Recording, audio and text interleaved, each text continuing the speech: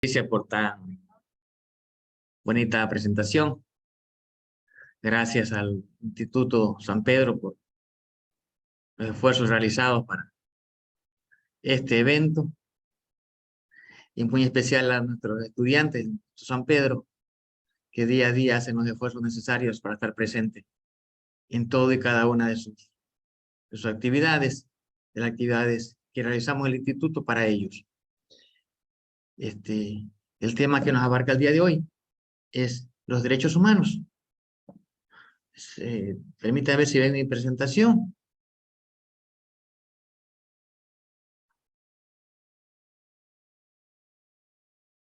¿Me confirman si ven mi presentación, por favor? Confirmado, doctor.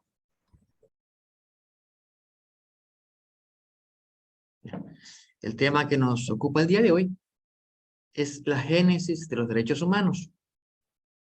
Un tema bastante venido a menos, porque muchas veces es confundido como que el derecho humano limita el desarrollo de los demás. El derecho humano protege a todos los ciudadanos.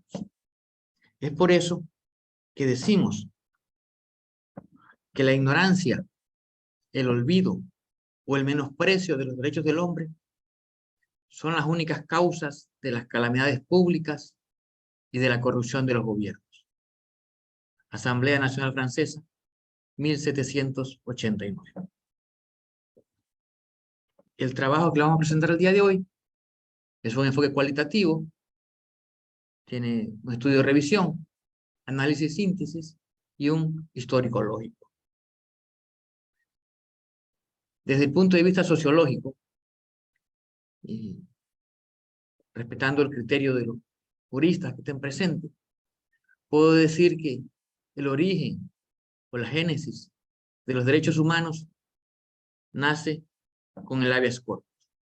Si bien es cierto, antes de este hecho jurídico existían códigos y leyes, las mismas estaban dedicadas básicamente para proteger el Estado, para proteger a la sociedad del individuo.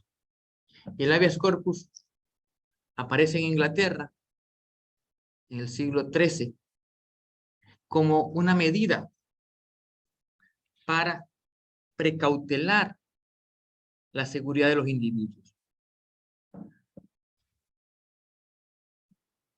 El habeas corpus es una institución que nace con la finalidad de evitar arrestos arbitrarios, torturas y asesinatos extrajudiciales, asegurando los derechos básicos, generalmente en ser escuchados y en tener un debido proceso, en que la persona que se le acusa de un delito tenga el derecho básico a la defensa, a ser escuchado. A partir de este hecho histórico, que fue producto de la discusión entre nobles normandos y reyes ingleses, mediante el cual esta confrontación obligó a que el rey Juan I o Juan sin tierra se viera la necesidad de promulgar esta ley el 15 de julio de 2015. En el Ecuador se incorpora esta ley desde el siglo XVIII. En los actuales momentos, en la Constitución de la República del Ecuador, en su artículo 89, en la sección tercera del capítulo 3, establece: la acción del habeas corpus tiene por objeto recuperar la libertad de quien se encuentre privado de ella de forma ilegal, arbitraria o ilegítima, por orden de autoridad pública o de cualquier persona, así como de proteger la vida y la integridad física de las personas privadas de la libertad. En varias partes del mundo también, básicamente en los Estados Unidos, que es una de las primeras repúblicas, por así llamarla, que instaura ya en su constitución, en su marco legal, hechos que defienden a ciudadanos del Estado. Y en el resto de los países de América Latina, en el siglo XIX. Entonces, para nuestro punto de vista, el habeas corpus es el primer acto jurídico que reconoce los derechos del individuo, los derechos de la persona, básicamente en tener un debido proceso. En la actualidad se habla mucho de aquello, de que el ser humano tiene el derecho de conocer de qué se le acusa y básicamente de que se presuma su inocencia. En el marco jurídico ecuatoriano está estipulado que la inocencia se presume, mientras que la culpa se debe demostrar.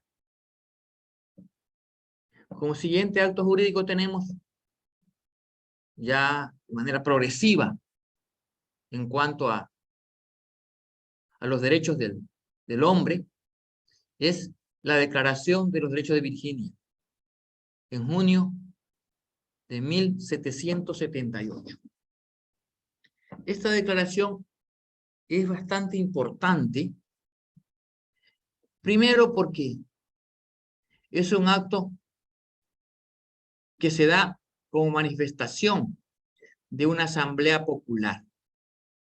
Una asamblea popular que se constituye en órgano jurídico y decreta que básicamente todos los seres humanos tienen derecho. La Declaración de Virginia sirvió de inspiración para la Revolución Norteamericana e invitó a las 13 colonias a liberarse de Inglaterra.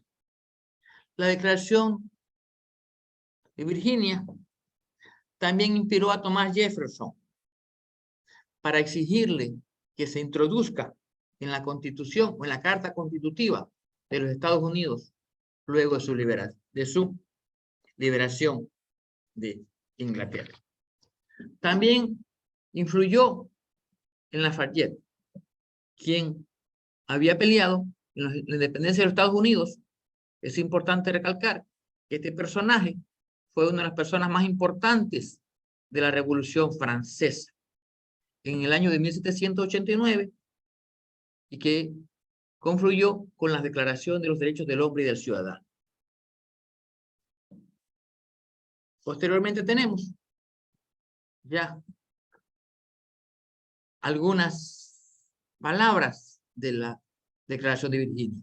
Y básicamente es que todos los hombres son por naturaleza libres e independientes y tienen una serie de derechos inherentes de los cuales no pueden ser privados. Esto quiere decir que el ser humano nace con ellos y es portador de los mismos donde quiera que él vaya. Es allí la importancia de los derechos humanos y de aquellos primeros pasos que van encaminando, que van configurando los derechos de los cuales hoy hombres y mujeres gozamos. Posteriormente tenemos la Declaración de los Derechos del Hombre y del Ciudadano, Francia, 1789.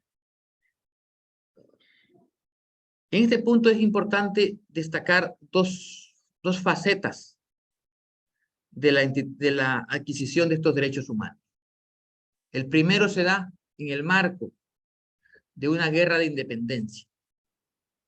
Las 13 colonias se querían independizar de su estado colonizador, en este caso Inglaterra, mientras que la Revolución Francesa se da en el marco de una guerra de liberación, en una guerra de transformación de un modelo económico, de un modelo político.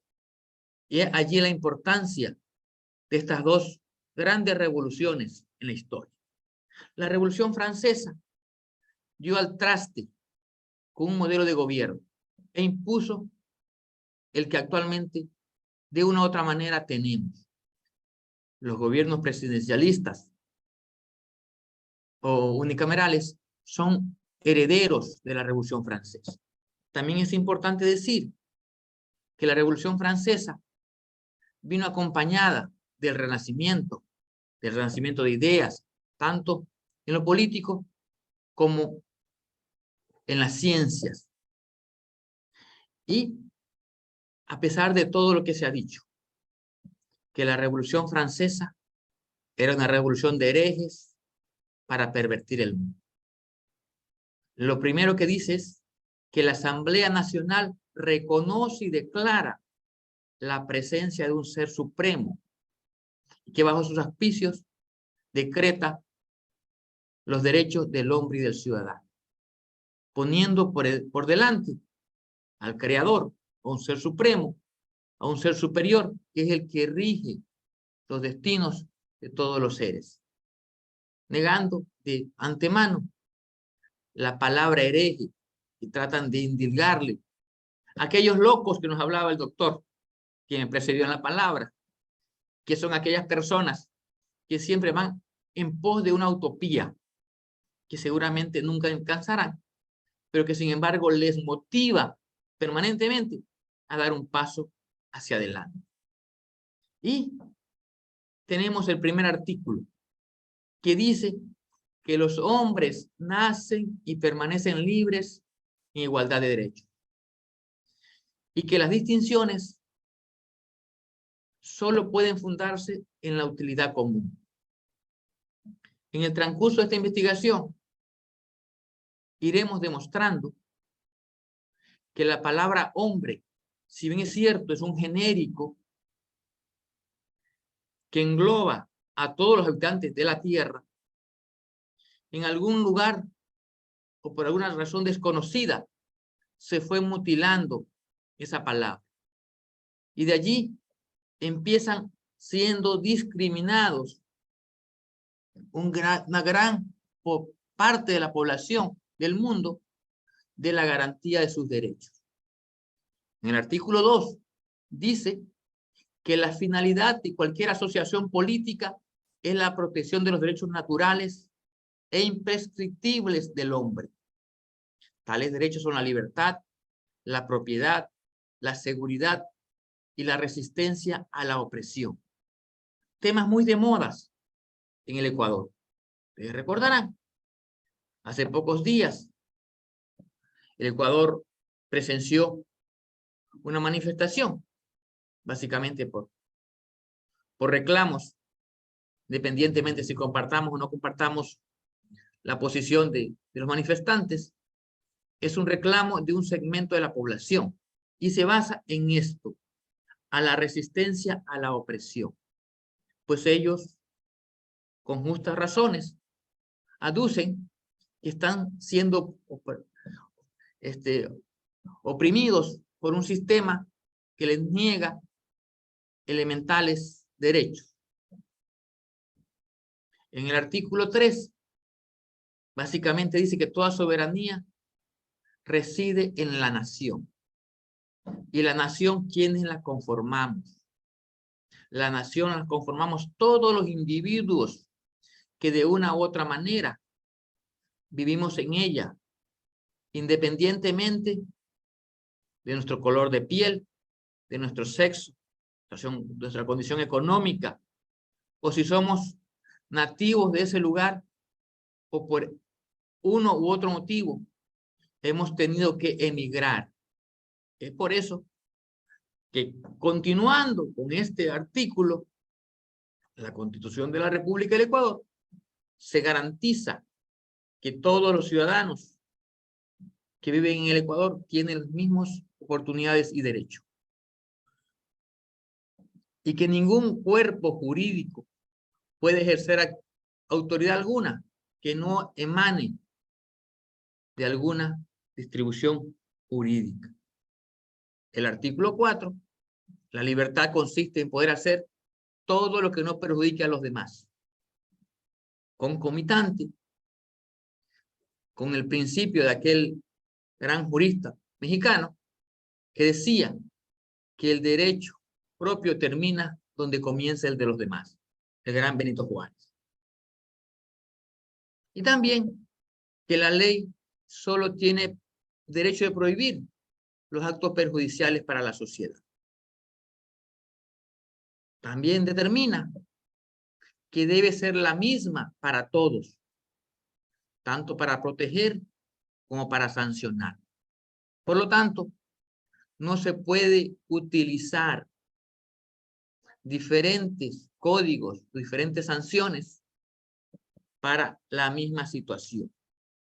Y debe haber igualdad de derechos y de oportunidades. Hasta aquí hemos analizado dos fuentes del derecho. Una fuente que emana de una lucha de independencia y otra que emana de una guerra de liberación. Una guerra que intenta cambiar un sistema político y económico.